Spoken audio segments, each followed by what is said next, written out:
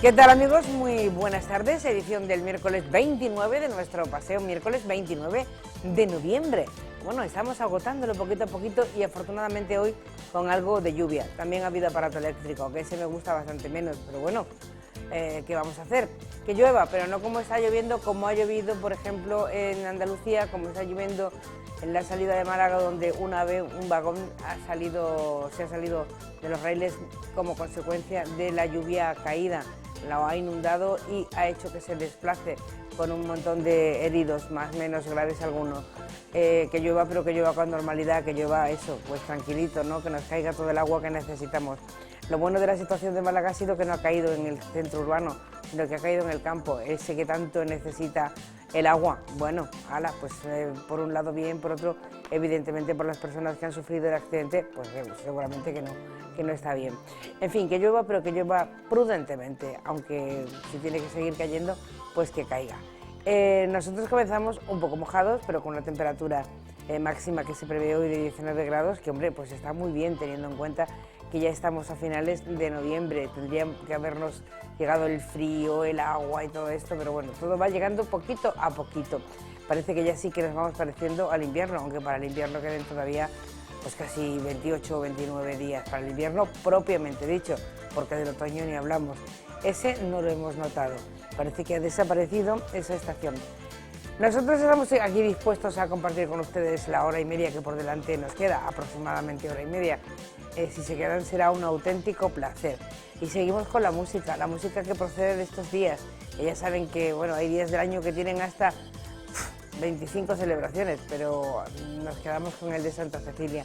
Ayer fue la banda de la Comandancia General la que llevó a cabo su concierto de Santa Cecilia y vamos a poner un poco de la música que ellos ayer tocaron. Buenas tardes, bien hallados, comenzamos.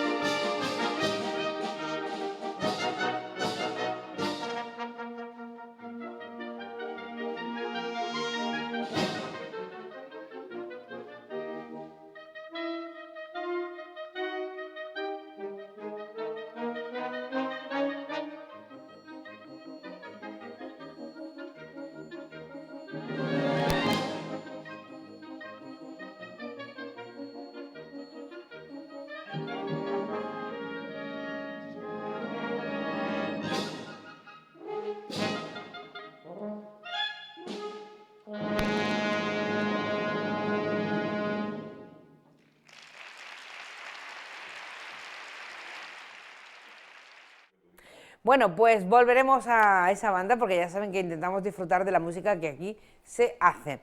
Pero vamos a entrar ya en materia en el programa de hoy y hoy vamos a hablar en principio con don Carlos Rontomé. Carlos, buenas tardes. Hola, buenas tardes, ¿qué tal? Doctor, a ver, ¿cómo te he puesto? A ver, porque tenía que elegir entre todo lo que haces, ¿no? Y he puesto doctor en Ciencias Políticas y Sociología. Hombre, en todo lo que hace, porque tendría que haber dicho que eres tutor en la UNED, que no sé qué, que no sé cuánto. He dicho, bueno, hoy corto por lo sano, porque viene como representante también de la asociación, ¿no? Un poco. Sí, bueno, soy el vicepresidente de la Asociación de Sociología y Ciencia Política de Ceuta. Bueno, pues te han pillado otra vez dentro de esa serie de conferencias que habéis preparado en la UNED, te han pillado otra vez como conferenciante. Y hoy perdón, el viernes, ¿no? No, mañana Jueves. Nos hablarías de populismo y crisis del sistema democrático. Sí. ¿Y esto qué es? Pues Pues el populismo hace que el otro fracase. ¿Cómo funciona esto? Bueno, el populismo, bueno, intentaré en esa charla, en esa conferencia, pues aclarar un poco lo que es el concepto de populismo, que es bastante complicado, pues un término bastante escurridizo, ¿no? Muy Lo usamos así, esto es muy... Lo usamos, sí. Pero no, eso tiene más, ¿eh? Sí, y luego además eso, del punto de vista de la ciencia política, es un concepto muy difícil de cerrar, ¿no? Hay varios tipos de populismo, además, y en varias fases, o sea, que es un tema interesante. Primero acotar qué es el populismo, luego muchas veces confundimos lo que es el populismo como, digamos, como ideología política, o el populismo como recurso a la hora de emitir un discurso, ¿no? Por ejemplo, el discurso populista lo utilizan casi todos los partidos, o sea, el uso del discurso... No se lo creen, pero lo hacen. El discurso populista lo utilizan casi todos los partidos. Una cosa es eso, y otra cosa es la ideología, o digamos, o ya la lógica populista, que eso es otra cuestión distinta, ¿no? Pero es difícil de ¿Y qué puedo decir concretar. entonces hoy? ¿Qué decimos hoy? ¿Cómo lo vas a contar? Sí, bueno, voy a contar eso, efectivamente. Voy a intentar explicar lo que es ese concepto, aclarar un poco, digamos, las distintas fases que ha habido a lo largo de la historia reciente de ese movimiento, que es relativamente reciente, y luego centrarme pues, en sus características y en el caso concreto de España, pues hablaré un poco, el caso español, repasaré también el caso europeo, y el caso de España, pues daré dos pinceladas sobre los dos, realmente sobre el populismo de última ola, que es el que representa Podemos en ciertos aspectos. Y luego también voy a tratar un tema que normalmente bueno, se trata poco, que es, por ejemplo, el primer partido que tiene esa etiqueta de populista, uno de ellos es el GIL. Yo fui uno de los pocos que ha trabajado el tema del GIL como un partido populista.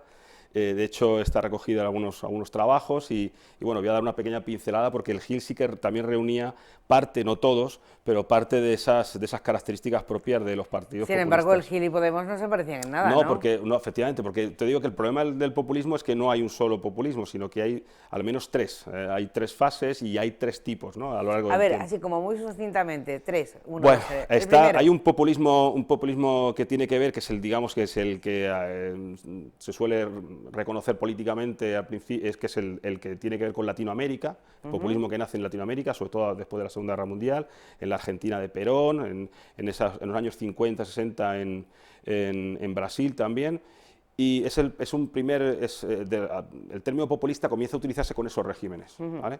Y luego después dentro de la América Latina hay otras dos fases más, la otra fase intermedia, que es un populismo de derechas, o un neopopulismo que le llaman, que es el periodo de Menem, por ejemplo, en Argentina, y luego después hay la tercera ola, que es vuelta a un neopopulismo o un populismo de izquierdas, que es el que pues, representa Chávez en Venezuela, Correa, en fin, ya digamos los populismos de última hornada en Latinoamérica.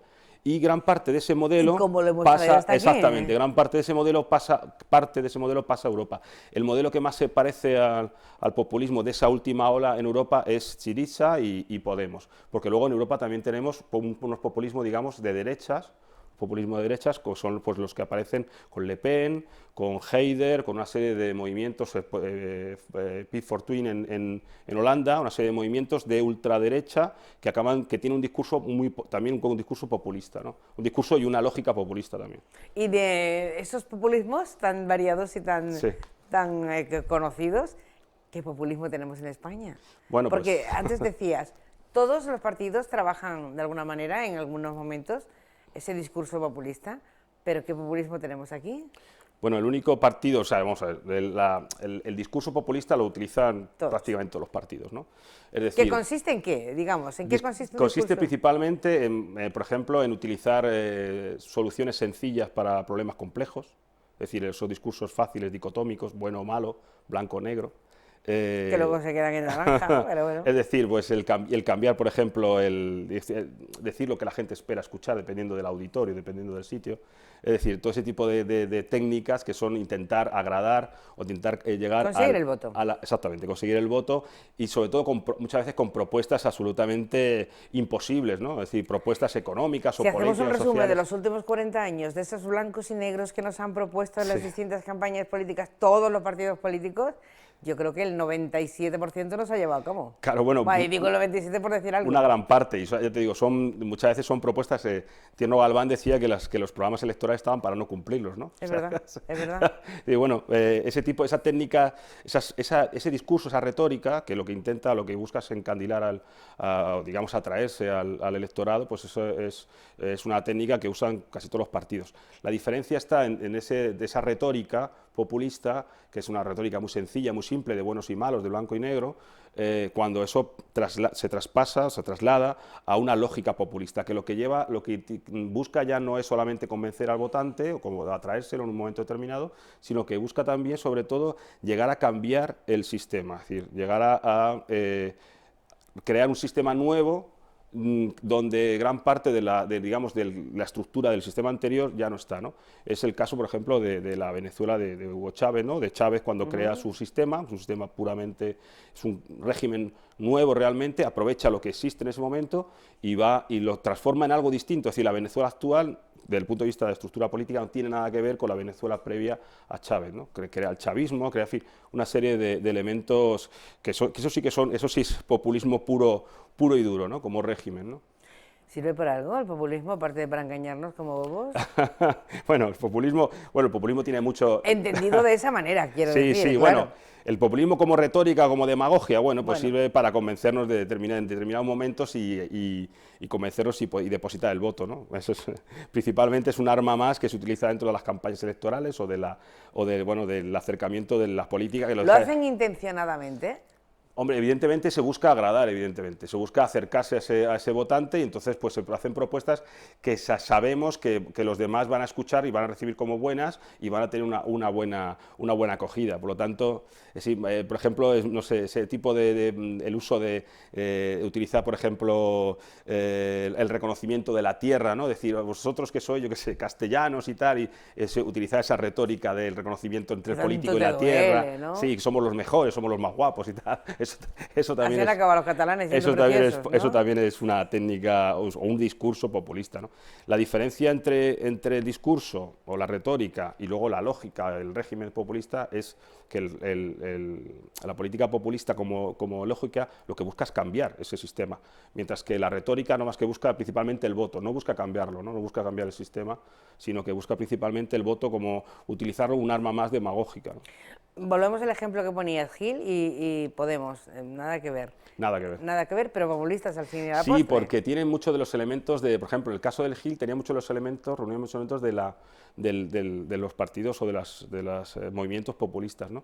Primero es un movimiento, es decir, no es un partido cerrado, sino que utiliza una figura carismática, que es el Gil, que es que pone el nombre del partido que es el acrónimo de su propio apellido, crea realmente el gilismo. Aquí pudo pasar con el PFC, que era Francisco Frais, ¿no? También, ¿no? Sí, bueno, lo que pasa es que no tuvo ese alcance, ¿no? Pero realmente, claro, lo más interesante que tuvo Gil fue el alcance que tuvo, no solamente en Ceuta, es que previamente había tenido bastante asentamiento en el sur de España, en la zona de Málaga, ¿no? Entonces, bueno, o sea que era un partido que utilizaba ese tipo de técnicas, de discursos, de retórica. Una cosa importante que hay que destacar del tema de los regímenes populistas o de la lógica populista es que se producen en sistemas democráticos. Si el populismo no surge de una dictadura o no surge dentro de una dictadura, sino que surge dentro de la democracia. La democracia es una ventana de oportunidad para poder introducir esa lógica, ¿eh? Por eso los populistas utilizan el populismo utiliza el sistema electoral, el sistema democrático, aunque sea solamente la apariencia formal para legitimar lo que hacen, legitimar su presencia en los parlamentos, en la vida política, están legitimados porque utilizan el sistema democrático, aunque realmente sus intenciones son cambiar ese sistema y centralizar o concentrar el poder alrededor de la figura carismática o del equipo carismático que tiene siempre alrededor. Además, son muy verticales. Pero sí ¿no? que es verdad que siempre buscan gente así como muy carismática, un poco extravagantes y un poco, ¿no? Sí, bueno, en el caso del Gil, por ejemplo, es él crea un partido, una especie de movimiento de partido, le crea a su imagen y semejanza, o sea, realmente es él, el partido es él, ¿no? Como Chávez, ¿no? En el caso de Chávez, por ejemplo, él dice, yo soy el pueblo, ¿no? Sí, sí. Ya está, pues Te lo has creído, hijo, ya está, bueno. estupendo, ¿no? Pues en el caso, por ejemplo, en el caso de Podemos, por ejemplo, lo que hace es un movimiento mucho más difuso, pero que acaba concentrándose en una figura que dentro de ese movimiento pues destaca mucho más que las demás, ¿no? Por ejemplo, Iglesias, que tiene más carisma. Si se hubiera puesto corbata, si hubiera quitado la coleta, ya no sería, ¿no? Porque eso también influye, ¿no? Hombre, tiene en cuenta que el aspecto, la presencia que se pretende dar, lo que está es simbólica. Es decir, lo que yo estoy haciendo es buscar, intentar que me reconozcan en un electorado determinado. Él evidentemente no busca el electorado de corbata y chaqueta, ¿no? Busca otro electorado, claro.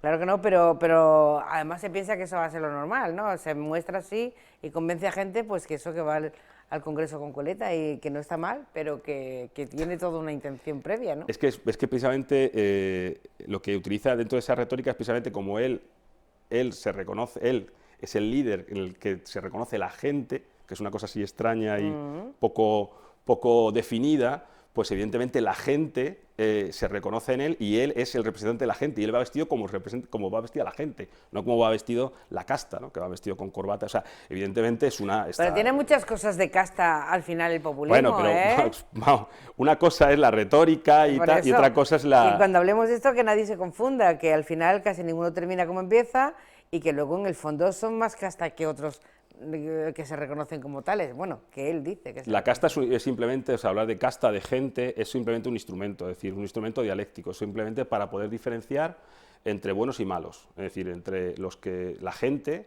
o el pueblo, el caso de Chávez o de los regímenes populistas iberoamericanos o latinoamericanos, que lo que hacen es reconocerse el pueblo y el líder se reconocen mutuamente en una sola figura. Pues aquí es el líder y la gente, en el caso de España, porque en el caso nuestro tenemos una diferencia, es que mientras que los regímenes latinoamericanos populistas son muy nacionalistas, en el caso de nuestro, el populismo nuestro no es nacionalista. Es que igual no es nacionalista español, me refiero. Igual ha faltado algunos días de clase y no han tomado nota de todo. No, a ver, que yo me lo tomo así, pero no trato ni de insultar ni de ridiculizar a nadie. No. Es un poco lo que al final vemos, ¿no? No, es el análisis de una... Porque esta gente no se manifiesta pues con una ideología, un cuerpo bien terminado, con una estructura, sino que un poco salen a bote pronto a decir, yo monto la mandanga aquí y me doy a conocer, ¿no? Y luego lo dejan tirado. Claro, voy a hablar también en la conferencia, ellos, el referente ideológico, el que, digamos, crea un sustento conceptual de todo esto, es Laclau, que es un politólogo argentino, que escribe una obra sobre el populismo ya fundamental, que ellos realmente siguen esa línea de Laclau, y entonces Laclau habla de que este tipo de cosas, de conceptos, pues son conceptos vacíos, ¿no? Entonces los puedes vaciar, o sea, están vacíos, y el concepto patria, ¿no? Entonces está vacío y tú lo llenas de lo que tú quieres hacia un electorado determinado o en un momento determinado. Es decir, por ejemplo, tú puedes hablar de patria o puedes hablar de España si estás en Podemos en Ceuta o Podemos en Madrid, o en Castilla, pero no hablas de España en Podemos Cataluña. O sea, digamos que es un concepto vacío que puedes rellenar dependiendo de las circunstancias. Es una tomadura de pelo, como otra cualquiera. Bueno, claro, es una adaptación a... Es decirme lo que quiero oír, pero al final ni siquiera tú te lo crees, porque has elegido distintos rellenos según en el lugar en el que te encuentres. Claro, ¿no? es una forma, digamos, de poder alcanzar... Ten en cuenta que este tipo de movimiento lo que busca evidentemente es alcanzar el poder. Entonces, si para alcanzar el poder tienen que vaciar ciertos contenidos y rellenarlos de otros contenidos, dentro de ese concepto, rellenar otros contenidos, pues se hace y ya está, ¿no? ¿Qué haré con la vasija? Pues no sé cuántas veces va la lavavajilla, pero en bueno, por eso precisamente, porque porque el populismo se lleva siempre a sistemas democráticos, por eso es porque está en crisis este sistema. Claro, para que el populismo crezca, tanto en el caso europeo, por ejemplo, lo vemos muy claramente, tanto el de derechas como el de izquierdas, para que el populismo crezca tiene que haber una serie de características digamos, de circunstancias, ¿no? Una de ellas es el descontento, la necesidad de que haya descontento. Si no hay descontento, si todo el mundo está, si digamos la gran mayoría de la población... No penetra, entonces... Exactamente, no tiene eso, la oportunidad se produce cuando existe un descontento por una causa determinada, ¿no? En el caso nuestro, por ejemplo, es el descontento por la crisis económica. La crisis económica, digo en España y en el resto de Europa. La crisis económica es la que lleva, es el caldo de cultivo ideal para que, por ejemplo, aparezca Syriza en Grecia, ¿no? Es un país que está intervenido, o sea, es un país que económicamente está prácticamente en bancarrota. Y es el momento en el que crecen. Ten en cuenta, por ejemplo, Syriza, ¿qué ha sucedido en Grecia? Pues que se han polarizado los discursos. Y ahora tenemos un partido, que Syriza quiere decir, en griego quiere decir extrema izquierda. Pues un partido de extrema izquierda, populista, que está en el gobierno, y luego tenemos, en el otro extremo, tenemos un partido nazi, Amanecer Dorado, que se llama, sí. Que es un partido totalmente xenófobo, racista y tal. Entonces, lo que ha hecho la sociedad griega ha sido polarizarse. Es decir, en un momento así, los dos populismos han polarizado la sociedad griega, ¿no? En el caso de otros países de Europa, que quizás bueno, pues ha pasado algo parecido, en Francia, en Alemania, en Holanda, en Austria, este tipo de partidos lo que utilizan es la retórica del inmigrante, ¿no? El inmigrante como un peligro, ¿eh? Entonces, es decir, puedes usar... Los de izquierda hablan de clases sociales, o de casta y pueblo, o de casta y gente, o élites y gente, y los de derechas, los populismos de derechas, hablan de nacionales, porque es una idea interclasista, es decir, nacionales o no nacionales, digamos, en esas dos líneas, ¿no? Pero en cualquier caso sí que adelgazan, sí que ponen en peligro el sistema en que compartimos, ¿no? Claro, efectivamente, lo que hacen, claro, porque realmente su idea es cambiarlo. O sea, su idea, la idea final... ¿Y no es mejor que se presenten con eso, con ese argumento? No. ¿No les dejaríamos? ¿No tendrían hueco? Bueno, realmente está implícito, porque si tú tienes un discurso antisistema, tú sabes cuando estás votando a un partido antisistema, que realmente está hablando de recortar la propiedad privada, o está hablando de introducir elementos de inseguridad jurídica, o está hablando de reforzar el poder ejecutivo, te está diciendo hacia dónde va. O sea, realmente lo está haciendo. No te lo dice como te lo estoy diciendo yo, pero te lo está diciendo, te está hablando de expropiar, por ejemplo. Chávez hablaba de expropiese, ¿no? No he visto a Hugo Chávez.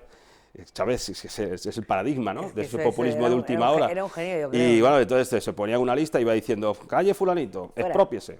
Bueno, pues, por ejemplo, el discurso de Podemos España, que hay en España, pues es muy parecido. Él ha hablado, Iglesias habla de expropiación y de expropiar y de dar a quien verdaderamente le pertenece la propiedad, que es no dice pueblo, dice a la gente, ¿no? La gente normal. ¿A qué gente le pertenece? Bueno, bien, pero quiere decir Ya, pero es populismo. Claro, pero te quiero decir que es que no lo están ocultando, realmente el discurso está ahí. Diciendo. No están ocultándote nada, te lo están diciendo. Lo que pasa es que a lo mejor pensamos que como forma parte de la retórica de los partidos, a lo mejor pensamos que se queda ahí simplemente la retórica como cuando uno llega y dice, aquí voy a colocar un puente y voy a hacer un puente entre el estrecho de Gibraltar, entre Ceuta y Melilla, o sea, entre Ceuta y Algeciras, y te lo crees, y dices, bueno, pues son cosas irrealizables, y piensas que a lo mejor eso que te están diciendo también es simplemente retórica, pero a lo mejor no lo es. O sea que tenemos que ir a los mítines, bueno, que cada día son menos, porque habrá que estar atento a las redes sociales, que es donde ahora piensan, donde dicen lo que creen que piensan, que tampoco es eso. Bueno, fíjate, las redes sociales y el pensamiento ya está en 140 caracteres, pues fíjate tú. Lo han aumentado un poquito. Sí, han aumentado un poco. Bueno. Han aumentado un poco, ya igual dicen dos palabras más, pero al final no dicen lo que piensan, sino que es la respuesta al tuit anterior, que ha dicho no sé qué, y dice, pues voy a por él, ¿no? Sí, o sea, que tampoco... El tema de redes sociales permite mucho juego. De hecho, una de las conferencias, la primera conferencia que se inició con el ciclo este de la asociación, que tenemos cada mes, intentamos que cada mes dar una charla sobre algún tema relacionado con la política, la sociología, la dio José Miguel Cantón, y precisamente fue muy interesante, habló precisamente sobre el uso de las redes sociales en las campañas electorales. Es muy interesante porque realmente ahora mismo está jugando un factor muy importante en determinados partidos. La penetración de las redes es muy fuerte. Fíjate, yo estoy no en contra, pero bueno, me gustan cada día menos los mítines estos que se organizan en campañas, toda esta parafernalia y los carteles, el ensuciar todas las ciudades, y he dicho, bueno, habiendo redes y habiendo tal, Pero se están infrautilizando las redes en ese sentido. Depende de qué partido. Hay partidos que la utilizan mucho, utilizan muchísimo, y porque están muy pendientes de ella, y otros partidos que la utilizan mucho menos, porque también tiene que ver mucho con el perfil de sus votantes. Hay votantes, y por ejemplo en el caso de Podemos tiene un perfil de votante joven muy fuerte, una parte de su votante es un votante joven, entonces está muy acostumbrado al uso de las redes sociales, uso de la informática, entonces lo utilizan mucho. A mí las redes sociales me parecen, en fin, yo no me voy a callar lo que creo de las redes sociales, pero es un instrumento que está ahí. Realmente lo que sirve muchas veces desde el punto de vista político para polarizar todavía más el discurso, y sobre todo para dar imágenes, otra vez, el mismo discurso de blanco, negro, bueno, malo. Las cosas son blancas o son negras.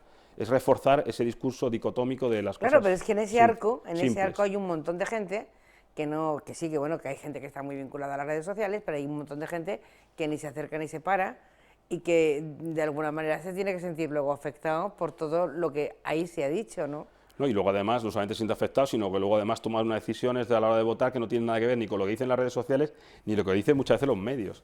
En la campaña electoral en la campaña de Trump, cuando Trump gana las elecciones, para sorpresa de muchos, porque ten en cuenta que los medios de comunicación y las redes sociales fueron muy duras durante la campaña con Trump. Muy. Prácticamente pero eso es una táctica errónea, ¿eh? No, es que sabe lo que sucede, que bueno, pues había una parte de la población que no estaba penetrada por las redes sociales, o simplemente no se creía el discurso que aparecía en las redes o que aparecía en los medios de comunicación. El caso de Trump es paradigmático, porque solamente de las cadenas nacionales solamente tuvo cierto apoyo de la Fox. Las demás todas fueron en contra machacaron al candidato, y sin embargo gana. Pues gana porque hay una parte de la población que le resbala, por así decirlo, por decirlo suavemente, el discurso de los medios de comunicación y el tema de las redes, porque tienen unas ideas que no se van. Y luego tienen una cadena propia como la Fox, con importancia. No, es una cadena importante, una cadena estatal. Que le refuerza la Pero historia, de todas ¿no? formas ahí hubo un error de cálculo y un error bastante importante dentro de las campañas, ¿no? Hay que tener en cuenta que no todo lo que sale en los medios es lo que piensa la gente. Claro que no, porque no toda la gente tampoco quiere expresar su... Nosotros salimos a preguntar, yo qué sé, pues sobre el agua, sobre el pelo, sobre no sé qué, y hay gente que solo a la hora de preguntar ya te está contestando y te estás dando cuenta que está diciendo aquello que la va a dejar bien, pero no es lo que está pensando. Eso cuando hacemos encuestas, eso se llama deseabilidad social, o sea, tú dices lo que esperan de ti que se diga. Entonces tú sabes perfectamente cuál es el discurso correcto y dices ese discurso correcto. Pero no estás creyendo. No te lo estás creyendo, evidentemente. Luego cuando llega el momento de votar, pues das tu opción a un discurso no correcto. Yo recuerdo iba a decirte la ignorancia, pero no ese es el término que tengo que utilizar. Era la ilusión del momento cuando las primeras encuestas a pie de urna clavaban el resultado de cualquier partido en cualquier ciudad. Yo estaba en otra empresa y la gente, como no tuvo nunca esa posibilidad, lo hacía con ilusión. Decía, no, yo he votado esto, he votado aquello, y no te mentía. A medida que ha ido pasando el tiempo y que se le ha ido dando la oportunidad a la gente de expresar, ya he hecho eso que tú decías antes, ¿no? El de la deseabilidad. ¿Qué saben de mí? ¿Qué quieren que diga? Pues digo esto. Y cada vez mienten más, por eso se han tenido que dejar muchas veces de hacer las encuestas, porque era todo mentira. Ni a pie de urna, ni a pie de nada. No, además ahora mismo las de pie de urna seguramente sean las que más fallan, seguramente, ¿no? Y dependiendo además de los sitios, ¿no? Hay sitios donde hay una presión social hacia un colectivo determinado, y entonces ese colectivo, pues, o ese votante no dice nada, ni se le ocurre comentar nada a la salida de un colegio electoral, ¿no? Ingenuidad era la palabra que quería buscar, que se tenía en aquellos momentos, Yo ¿no? creo que era ingenuidad, pero también yo creo que en los primeros años del sistema democrático hay una mayor libertad de expresión en la sociedad española. Nadie te miraba raro. Casi todo el mundo decía cosas como esto que he dicho de Tierno Galván o cosas parecidas, ¿no? Sí, es decir, y lo decía tranquilamente, además. Sí, no, nadie se rasgaba las vestiduras, ¿no? Es decir, había bastante... Son frases que además quedarán para siempre, ¿no? Creo que había una mayor libertad de expresión, y entonces ahora en los últimos años hay un aumento de la corrección política, y entonces decimos lo que los demás escuchan, que quieren escuchar, supuestamente, que sabemos que muchos de los que están escuchando al otro lado también piensan como tú o piensan distinto, pero no lo dicen porque hay una presión bastante fuerte a través de los medios de comunicación, a través de las redes, ¿eh? Hay temas que son tabú, que no se pueden tocar, y que enseguida aparece esa corrección política, no se puede hablar de ellos, no se puede introducir ni siquiera un elemento crítico, ¿no? Sí, bueno, sí, ahí tenemos más que la bandera, que es nuestra, que es de todo. En esta ocasión, con la catástrofe, pues yo le llamo catástrofe catalana, eh, parece que nos hemos dado cuenta que es de todos. Ha servido este movimiento para, de alguna manera, hacernos ver que la policía es de todos, que esto es de todos, que la bandera es nuestra. Pero acuérdate de esos tiempos en los que no podías llevar una banderita en ningún sitio, porque ya esos tiempos fueron antes de ayer. No, se sigue utilizando esa retórica todavía. Bueno, pues porque entonces te identificaban con no sé qué historia. Pero lo que te estaban diciendo, a pesar de que digamos, el discurso correcto era que no se podía utilizar, o sea, que Sí. digamos, se relacionaba utilizar la bandera española con ser facha o con ser tal, con ser de extrema derecha, lo cierto es que esa retórica, ese discurso era falso. Mucha gente lo sentía como propia, la bandera, sin Claro. tener que ser de extrema derecha. Lo que ha surgido con esto es que nos hemos dado cuenta que esa España que siente su bandera de esa forma es una parte importante de la nación. A la gente le ha faltado algo, le ha faltado un punto determinado como este para poder expresarlo hacia afuera. Por Dios, que yo quería decir que mi bandera era mía. Sin sentirse de un partido o de otro. Claro, ¿no? y sin sentir que le acosan o que aún así ahí sigue hablando, Bah, habiendo sí, hay gente retórica sobre el tema de la bandera, Hay gente como para si todo. llevar una bandera fuera un horror y tal, ¿no? Sí, Se bueno, sigue pero luego nos utilizándolo. compramos el último jersey de no sé quién, no voy a decir marca, que tiene la bandera americana y hoy estamos felices y No, contentos usamos porque llevamos las rayas, ¿no? o usamos las banderas regionales como seña de identidad sin ningún problema y luego la nacional, pero claro, ahí entramos ya en el tema de la, Otra historia, de la nación. para Sí. otra conferencia. Sí, muy bien. Bueno, pues mañana, jueves, día 30, a las 6 de la tarde, tendremos conferencia sobre el populismo y crisis del sistema democrático, que si ahora hemos aprendido mucho y todavía nos seguiríamos, pero claro, tampoco vamos a dar la conferencia aquí, sino mañana, Carlos, ¿qué vas a hacer? No vas a hacer nada. Tienen una cita, que ahora nos vemos 6:30. A las 6 de la tarde. Perdón, 6, que acabo de decirlo. En el aula 1. En el aula 1 de la UNED. Que te vaya bien. Muchas gracias. Y que te entiendan. Sí, Por hombre. Dios, que es necesario. Bueno, nos vamos a un centro con el programa Muse. María José acaba casi de llegar de allí. El Colegio Mare Nostrum nos invita hoy porque este año es el primer proyecto que tienen de Muse. Así que su coordinador, Paco, nos va a explicar en qué consisten pues estas disciplinas. Paco, muy buenas. Muy buenas que hay. Pues mira, las disciplinas que tenemos en el centro son la disciplina de música y de teatro. La disciplina de música está trabajando junto con el área de música y la de teatro junto con el área de educación física, porque tienen contenidos que están relacionados. La disciplina de música, pues estamos trabajando armonía, estamos trabajando ritmo, percusión, lateralidad. Y en el tema de teatro, pues estamos trabajando pues dramatización, animación, gestualización, coordinación, lateralidad, esquema corporal, imagen y percepción. Todos ámbitos que nos vienen muy bien después también pues, para temas como, por ejemplo, la lengua o las matemáticas, porque sirve para transportarlo de forma positiva. Tanto estas disciplinas que lo estamos aprendiendo de forma lúdica y jugando, lo transportamos directamente también a la hora de la lectoescritura, con el plan lector que tenemos también. Paco, este es el primer año que el Mare Nostrum participa de este proyecto Muse. ¿Por qué decidisteis participar del proyecto? Pues viendo cómo estaba funcionando en otros centros en Ceuta, vimos que estaban teniendo unos resultados muy positivos. Entonces, desde el equipo directivo se propuso al claustro y se decidió instaurarlo en el centro, viendo los resultados que estaban obteniendo otros centros. ¿Y por qué estas disciplinas? Simplemente porque teníamos que empezar por alguna y nos pensamos que música y teatro venían muy bien para el tema que hemos dicho antes del plan lector y para la lectoescritura y para fomentar todo ese tipo de actividades que tenemos a través del juego. ¿Cómo se desarrollan las clases y en qué han visto tú que han cambiado estos alumnos que están dentro del programa Muse? El cambio no es significativo en este centro, porque en este centro trabajamos siempre por proyectos, programas y trabajamos de forma lúdica la mayoría de las actividades.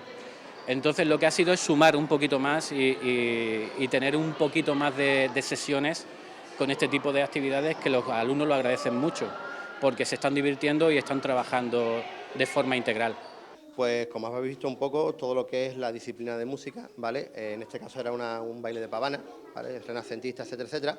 Pero lo que trabajamos en el sistema Muse es un poco la educación del área artística de una forma lúdica, que ellos se diviertan, que ellos jueguen, que ellos trabajen, pero que no sea lo que es la típica pedagogía que se sigue normalmente en un colegio, ¿no? Entonces, como habéis visto, pues un ensayo de una pavana, que es una cosa, entre comillas, ilógica, que se dé en una clase de música, normalmente son, ¿sabes?, pentagramas, digitación, etcétera, etcétera, etcétera. ¿Y todo esto cómo se transmite a la hora de dar las clases, Diego? Echándole muchas horas, haciendo una buena programación, trabajando con el equipo directivo del centro, que dan libertad para trabajar, ellos coordinan, ellos corrigen, pero bueno, te dan libertad para trabajarlo. Cuando yo propuse las sesiones mías, parecieron bien, gustaron, porque es una forma muy dinámica de trabajar con los críos, y bueno, aquí ves un poco el resultado, ¿no? ¿Alumnos de qué edades tienes, Diego? Pues desde las 2 líneas de primero y las 3 líneas de segundo, es decir, estamos hablando de entre 7 y 8 o 9 años. Cada sesión es una acción distinta, por llamarlo de alguna forma.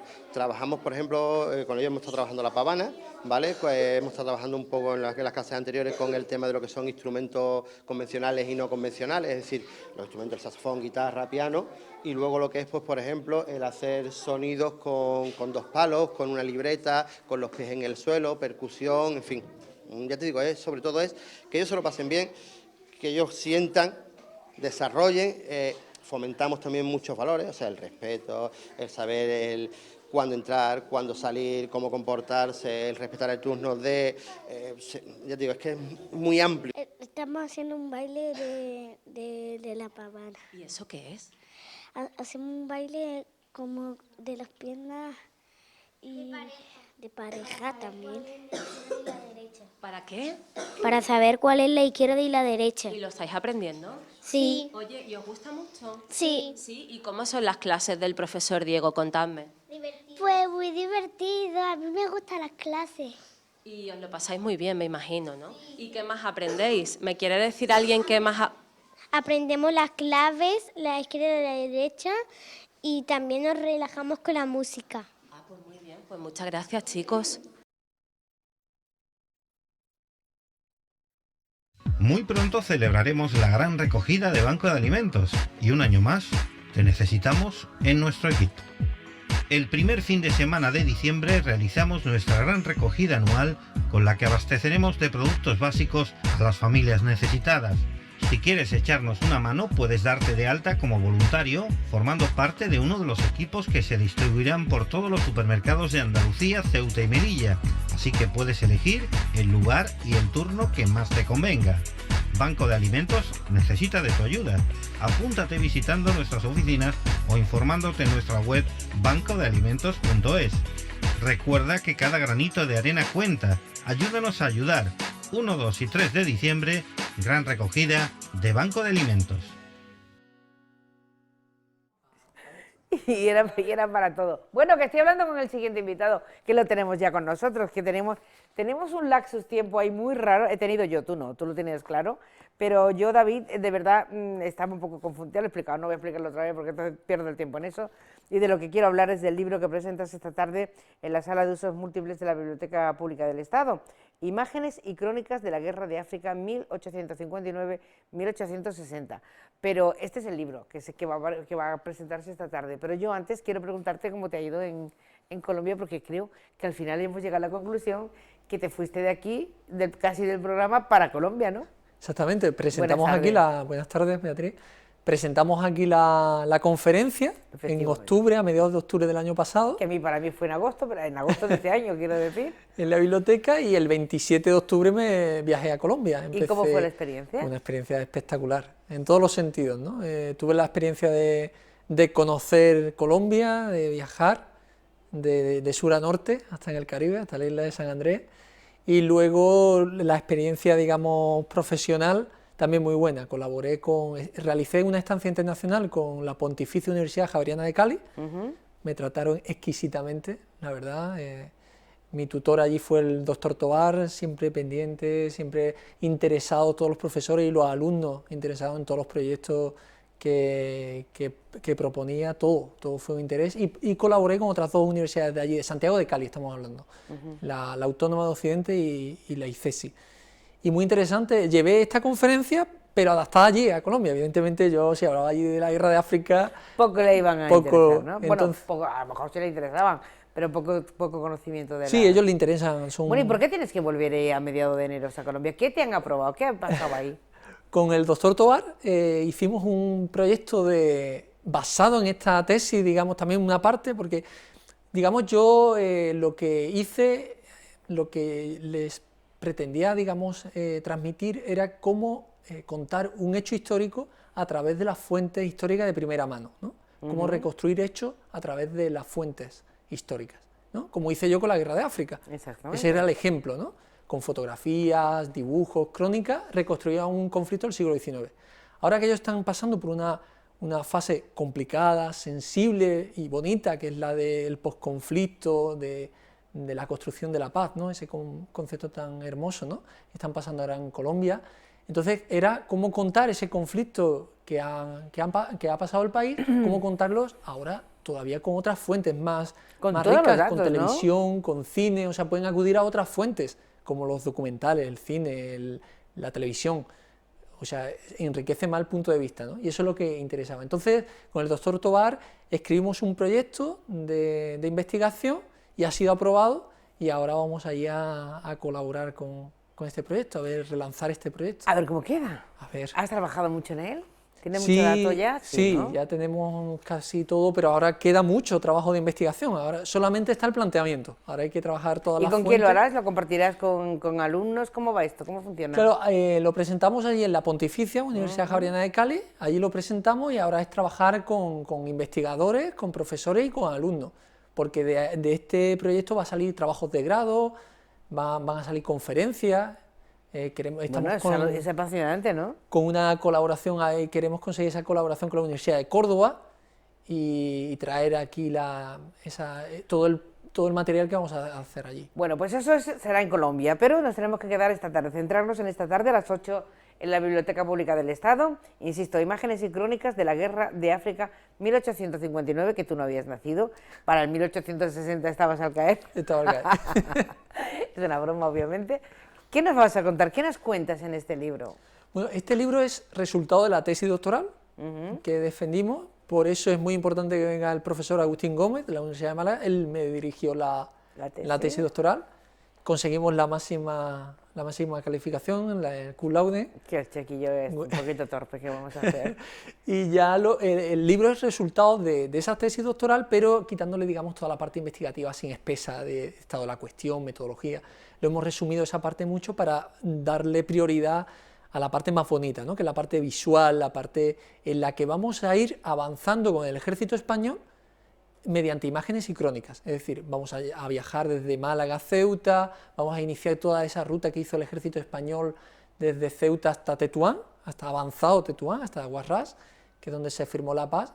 Entonces vamos a ir acompañando al ejército mediante imágenes. ¿Y cómo fue ese tránsito? Bueno, fue espectacular en imágenes, porque no hay que perderse el libro, pero un poco por saber. Por ejemplo, vamos a seguir a Alarcón, ¿no? Que es fundamental en este libro, porque es Diario de un testigo de la Guerra de África. Es un libro fundamental y guía para saber conocer esta guerra y las imágenes de este libro, ¿no? Fundamental. Entonces, vamos a salir con Alarcón desde Málaga hasta Ceuta. Llega a Ceuta, vemos las primeras imágenes de Ceuta, las primeras fotografías de Ceuta. ¿Qué has conseguido, además? Increíble, una panorámica de la ciudad en 2, y es espectacular esa fotografía de Ceuta.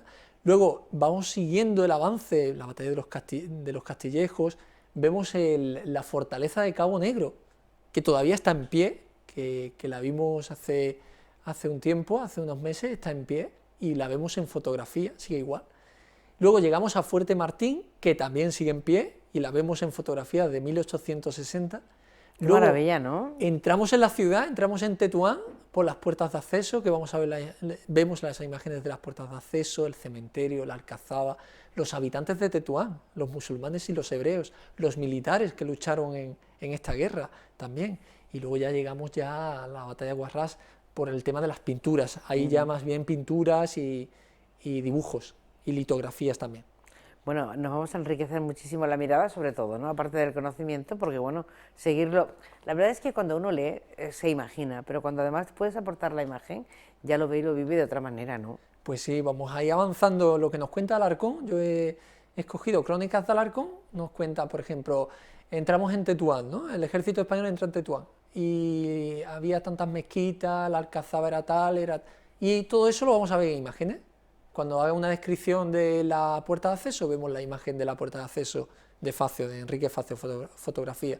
Cuando diga el cementerio, tenemos dibujos de Vallejo del cementerio. Entonces lo vamos a ver ¿Vas a todo proyectar hoy las imágenes? ¿Vas a proyectar las fotos? ¿Alguna por lo menos? Lo que vamos a hacer, como hicimos la conferencia, y ojalá que gente repita en ir, para no repetir otra vez lo mismo, lo que vamos a hacer es como contar esa cara B, ¿no?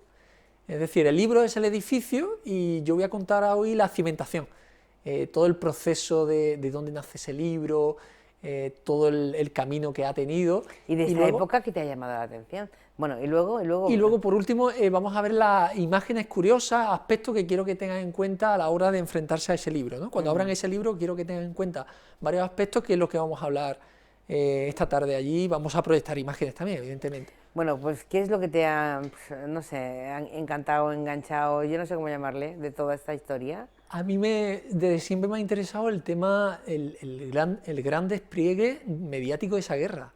Es que hubo, aparte de que en Ceuta nos toca de cerca, ¿no? Aparte de ese amor a Ceuta, que es que vienen aquí grandes militares como Echagüe, como Prim, como Ros de Olano, el presidente del gobierno en ese momento y militar, O'Donnell. Es que también vino una élite cultural, también, porque vino Pedro Antonio Alarcón, vino también Iriarte, un dibujante francés, vino también Fortuny, Mariano Fortuny estuvo aquí. Entonces me llamó mucho la atención ese despliegue mediático, tanto nacional como internacional. Aquí había corresponsales de The Times, de los semanarios franceses ilustrados. Que poco sabemos de ese periodo, ¿no? Sí. Aún sabiendo mucho, ¿no? Claro, y sobre todo la riqueza visual, ¿no? Porque la guerra de África se ha estudiado mucho en la parte militar, la parte estratégica, diplomática, pero la parte visual poco se sabe, ¿no? O poco se ha abordado, ¿no? Y por eso es la importancia. Es el primer hecho histórico, la primera guerra en la que participa España, del que disponemos de fotografía. Ya luego tendremos que esperar a la guerra carlista. ¿Luego qué pasará? ¿En qué otro proyecto te vas a sumergir? Ahora mismo estamos, ahora comienza ahora está con lo de Colombia. Esta aventura en Colombia. Imagina que tachamos Colombia, yo qué sé, o que... ¿Qué vas a hacer o qué estás haciendo? Mi proyecto aquí en España es ahora de seguir los corresponsales militares. Fueron muy importantes al principio de este periodismo moderno que nace ya en esta guerra, prácticamente, ¿no? Porque ya hablamos de imagen y crónica, ¿no? Digamos, esa prueba de veracidad que se juntaba a las crónicas, ¿no? La fotografía. Entonces comienza una nueva parte del periodismo, una nueva etapa del periodismo, y los militares fueron muy importantes, porque los militares iban a luchar, pero también mandaban sus correspondencias a los periódicos, se implicaban en la vida civil también. Fueron los primeros, ¿no? Por decirlo de alguna manera, ¿no? Entonces, en esta guerra de África hay muchos militares que mandaron crónicas, y luego hubo también militares en otras guerras que contaron lo que ocurría al nivel civil, digamos, ¿no? O sea, escribían sus partes de guerra, pero también colaboraban con medios de comunicación. Y ahora estoy en la próxima aventura va a ser esa, corresponsales militares en España, ¿no? Bueno, tiene que parar un poquito porque tiene que irse a Colombia y antes tiene que ser compañero nuestro porque va a estar aquí con nosotros en unos días trabajando, así que ahora un poco de relax y bueno, que sigas produciendo. Esta tarde, a las 8, Biblioteca Pública del Estado, Sala de Usos Múltiples, presentación del libro de David Palma Crespo, Imágenes y Crónicas de la Guerra de África, 1859-1860, que parece muy poco espacio, pero que documentado, David, como queda, divino. Estuvimos un año de trabajo de fin de máster, 3 años de doctorado, son 4 años de investigación, que ha llevado desde Málaga hasta Reus, que es donde Fortuny tiene bastante material. Pues, un trabajo largo. David, un trabajo muy largo, pero creo que provechoso. Sí, y por muy lo menos ilusionante. te está haciendo sentirse muy bien y eso sin duda me parece que ayuda mucho. Sí. Muchas gracias, de verdad. Muchas gracias, Beatriz, por el apoyo. Por estar con nosotros y bueno, como nos vamos a seguir viendo, te iremos extrayendo todas las novedades que tengas por ahí, todos los progresos. Agradecerte la invitación, agradecer al archivo la apuesta por este libro, al Instituto de Estudios Ceutí, a la biblioteca. Siempre he tenido, puedo decir que soy profeta en mi tierra porque he tenido mucho apoyo del archivo y bueno, y de la televisión. Muchísimas gracias por siempre Nada. atenderme. Y... Gracias siempre a ti por estar disponible. Cuando lo pedimos, que esa es otra, que no crean que están ahí aguantando pata el día. Muchas gracias, David, mucha suerte.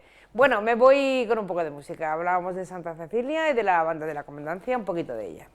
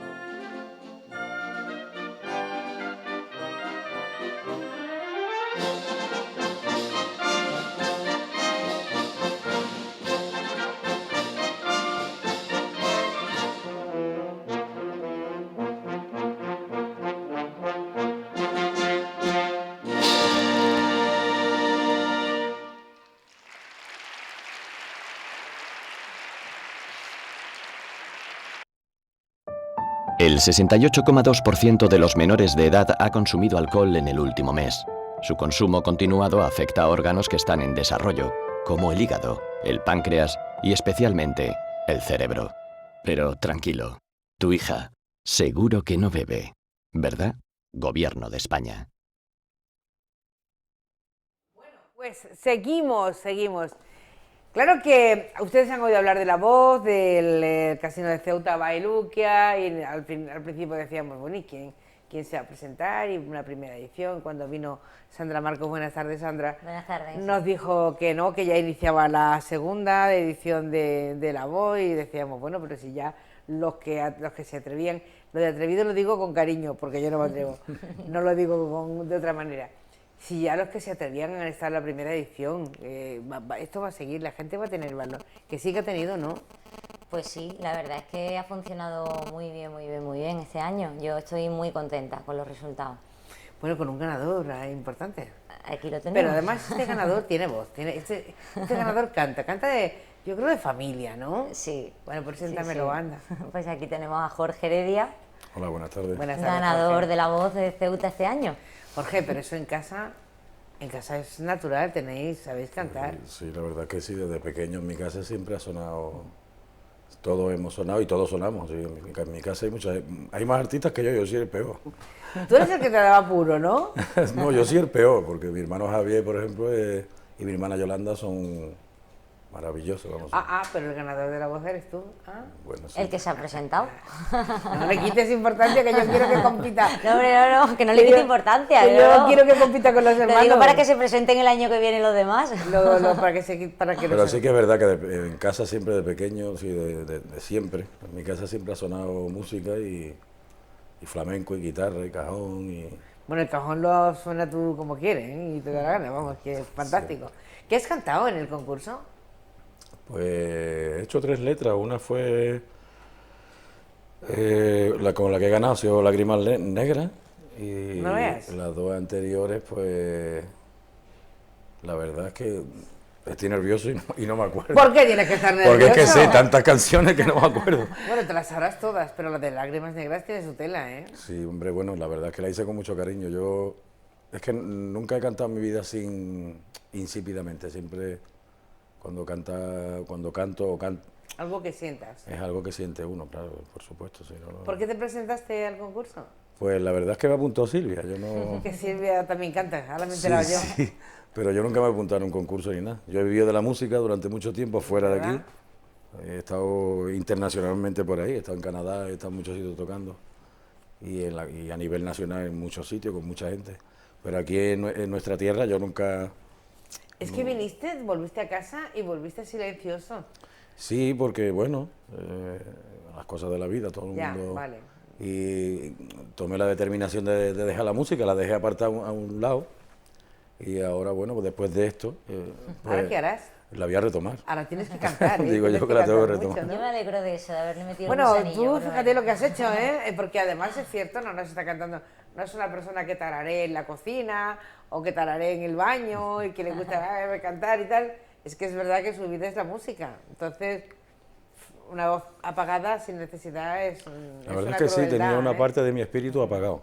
Pero bueno, yo no, para nada, imaginaba que iba a ganar este certamen. Te creo absolutamente. Pero para nada, yo fui además porque Silvia me apuntó y yo, como es mi pareja, pues porque a ella le gusta, pues por no quedar mal con ella. Porque ella le gusta y porque ella sabe lo que vales y sabe cómo lo haces. Pues seguramente que sí, pero que yo lo hice porque... Para agradarla. Por supuesto, porque yo por mí mismo no me hubiese presentado nunca. Es que no me lo he creído hasta para que nada. lo he visto, porque yo decía, para nada. Con lo tímido que es y con lo bueno que la nueva actitud que tenía ante las cosas, ¿cómo ha llegado allí? Y era la primera, te he hecho esa pregunta porque yo decía, es imposible, algo ha surgido ahí en medio que le ha levantado el espíritu. Pues sí. ¿Merece la pena hacer esto? Pues la verdad es que sí, además de agradecerle totalmente a Sandra, que es la promotora de todo esto, porque la inventora. La verdad es que sí, la verdad aquí en este pueblo hay mucha gente con muchísimo arte, bueno, yo soy el último, me pongo el último, porque aquí hay muchísima gente con muchísimo arte, pero vamos, Y bueno, agradecerle a ella y al casino que estén apostando por gente que verdaderamente tiene mucho arte y que diría que un grito así silencioso que la Casa de Cultura de aquí apueste por aquí, por la gente de aquí, porque hay muchísima gente, incluso que en el conservatorio se pusiese un poquito más suave para la gente que no tiene posibilidades, que se lo pongan más suave. Porque Oye, pues a lo mejor esa es una buena idea. Sí, sí, porque hay mucha gente muy buena. Y además los mejores músicos que ha habido en toda la historia han venido de las familias más humildes. No sé por qué, pero es porque el que padece es el que canta con más... Porque ese tesoro Claro, solo lo pueden tener algunos. claro, el que viene de ahí canta con más sentimiento. Pienso yo, no sé, mi humilde opinión. Es una manera de sentirlo, además casi siempre en familia. ¿Alguien tiene un teléfono encima? No. ¿No? ¿Tú tampoco? Yo sí. No. Tú sí, pues tú dile que se calle, anda. Porque está entrando... No está sonando. Lo siento, pero no está sonando, lo voy a apagar ahora mismo. Eso, apágalo, porque está entrando la señal. Lo siento. No, no pasa nada. Bueno, ¿vas a seguir con la tercera edición? Claro. Bueno, No, vas a seguir antes. estoy pensando si cambiar el formato del concurso y ¿Por qué? hacer una especie de... para que no se repita, porque luego también la gente se cansa. Igual, o sea, todavía no está decidido, ¿no? Pero una de mis ideas era hacer un Got Talent. Una especie de bueno, pues que cada uno saque Búsqueda de talentos. su talento más especial, ya sea cantando, bailando o... Un poco hay de todo. muchísimos talentos. O sea, Te vas a Got meter Talent en era un un lío, poco, ¿eh? lo sé, Como sigas lo sé. aumentando la experiencia, te vas a meter en un lío. Pero bueno, había mucha calidad en la prueba, ¿no? Sí, por supuesto. Muchísima. Todos los compañeros que hemos tenido ahí, además todos maravillosos, todos muy humildes, gente muy buena, muy de aquí, de la tierra. Y yo la verdad es que se lo agradezco a todo el público que ha ido, porque la verdad es que al principio era votando el público. Y la verdad es que yo le agradezco a todo el mundo que haya ido, no porque yo haya ganado esta edición, sino porque verdaderamente debemos de fomentar esto, así que la gente de Ceuta se implique en esto y que realmente cuando una persona se sube al escenario, tenga talento o no lo tenga, el mero hecho de subirse... Ya es un valor ese, Claro ¿eh? que sí, y yo creo que deberíamos de fomentar eso. Yo creo que al final lo conseguirás. Ya te has destapado y ya me parece a mí que esto va para adelante. Bueno, en Navidad harás algo porque están pensando en villancicos. Eso es que van a hacer algo, vas a hacer algo, ¿no? Sí, vamos a hacer un concierto solidario a favor de PROI, de la Asociación de Ocio Inclusivo. Bueno, pues la idea surgió un poco porque desde PROI me pidieron que si los podía ayudar para un patrocinio y tal. Y entonces se me ocurrió, digo, bueno, pues a ver qué podemos hacer de fecha a las Navidades. Y pensé, digo, bueno, pues voy a consultar a los participantes de La Voz que quieran colaborar con el evento. Y bueno, pues al final se ha montado esto, el concierto solidario Dulce Navidad. Que además lo has hecho muy guapo el cartel, me ha encantado. Los micrófonos de toda la vida con estos antiguos que hablaba Bobby de Glané y toda esta gente importante de la radio. Dulce Navidad, concierto solidario. ¿Qué hay que hacer? Porque ellos cantarán, pero querrás más ayuda. Pues ¿Cómo mira, es esto? la entrada se ha puesto a 5 euros, va destinada a PROI. Va a haber el concierto solidario, además el sorteo de una cesta navideña que lo patrocina Más que Vinos. También colaboran, tenemos otros 2 patrocinadores, Mapume, que bueno, van a colaborar con polvorones y unas botellas de vinos, y Obrador, ay, que se me ha ido. Bueno, ya lo recuperarás. Sí, no ya lo recuperaré. No te empeñes porque claro, es cuando no lo recuerdas, cuando menos nos lo esperamos cuando sale. Y bueno, y vamos a poner también una ruleta solidaria para que todos esos fondos se recauden también para la asociación, para la persona que quiera participar, desde 1 euro hasta 10 euros, un poco que tendrán premios seguros. Vamos a hacer una serie de actividades y vamos a repartir premios. Bueno, la idea es colaborar, ¿no?, con esta buena causa. No, ya veo, pero colaborar pues con muchas cosas. Porque tendremos también un picoteo, copia de una bienvenida, degustación, ruleta solidaria. Bueno, tenéis de todo. Sí, sí, vamos, que es una manera de ayudarlos, ¿no? ¿Y cuándo lo hacemos? Pues es el día 16 de diciembre a las 10.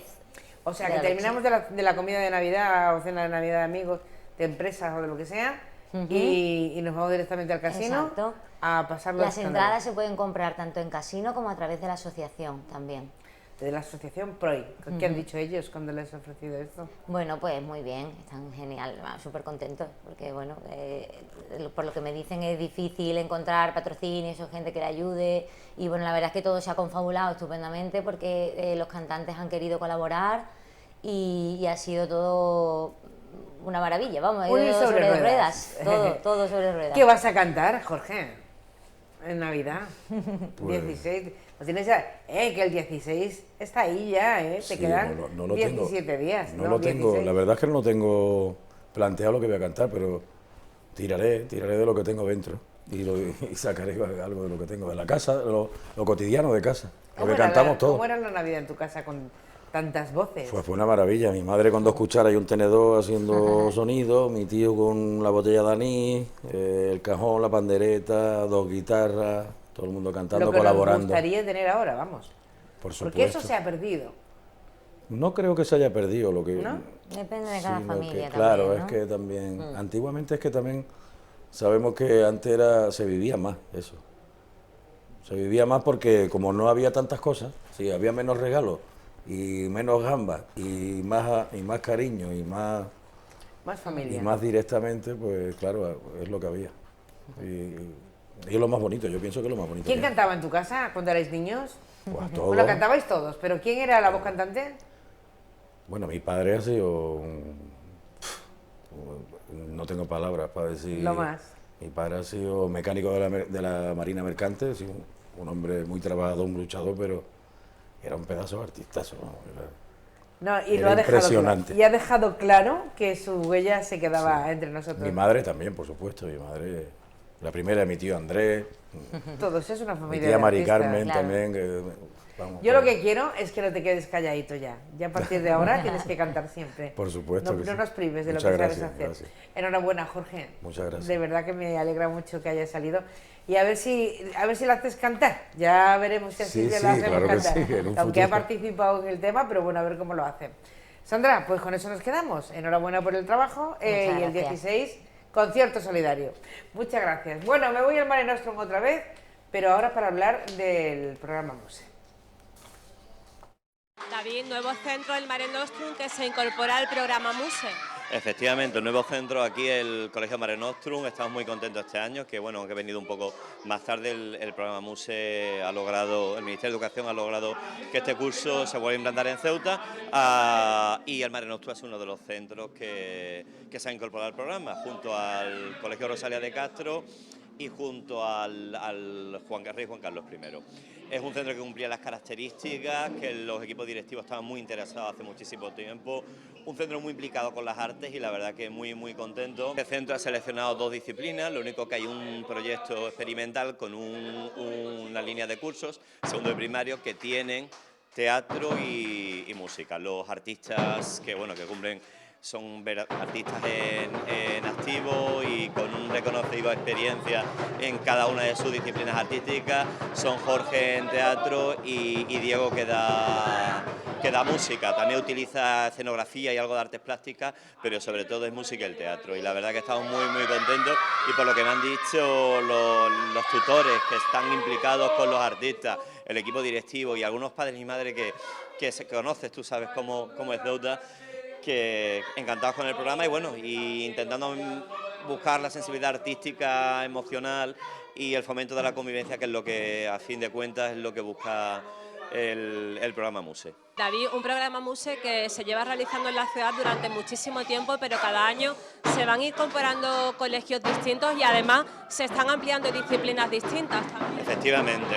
El programa Muse es un programa que no depende directamente del Ministerio de Educación, Cultura y Deporte. Es la Fundación Yehudi Menuhin la que tiene en sí el programa, que consiste en que artistas en activo de diferentes disciplinas y, como tú muy bien has dicho, de otras disciplinas nuevas, porque se han incorporado, por ejemplo, la fotografía, las nuevas tecnologías, por ejemplo, el Clara Campoamor lo tuvo el pasado curso, o el Colegio Príncipe Felipe.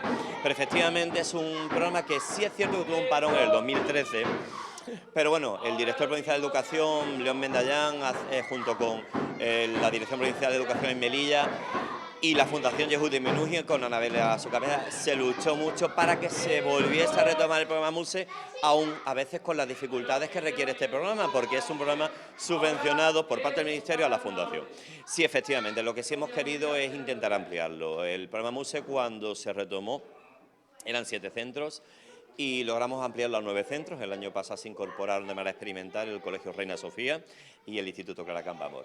Y este año el CENIE, el Centro Nacional de Innovación e Investigación Educativa, que es de donde emana el programa, nos pidieron informes de diferentes centros que tuviesen las características generales del MUSE, que son, bueno, pues centros con mucha participación educativa, que participan en programas, intereses por los equipos directivos, centros con diferentes contextos interculturales, y bueno, entonces, bueno, pues esa presión hizo que al menos nos dejasen ampliarlo a 3 centros más, concretamente el Mare Nostrum, el Rey Juan Carlos I y también el Colegio de Rosalía de Castro. Y incluso hemos metido otras disciplinas, como te he dicho, la fotografía, la nueva tecnología y el vídeo, y también musicoterapia, yoga musicoterapia, que se lleva con el Centro de Educación Especial San Antonio, que ojalá se pudiese implementar en más centros, pero también te aseguro que yo pienso que somos, al menos en el encuentro nacional que tuvimos en Magalia, hará cuestión de mes y medio, los más privilegiados de todo el resto de autonomías, porque no hay tantos centros implicados. ¿Que se podía hacer más? Ojalá.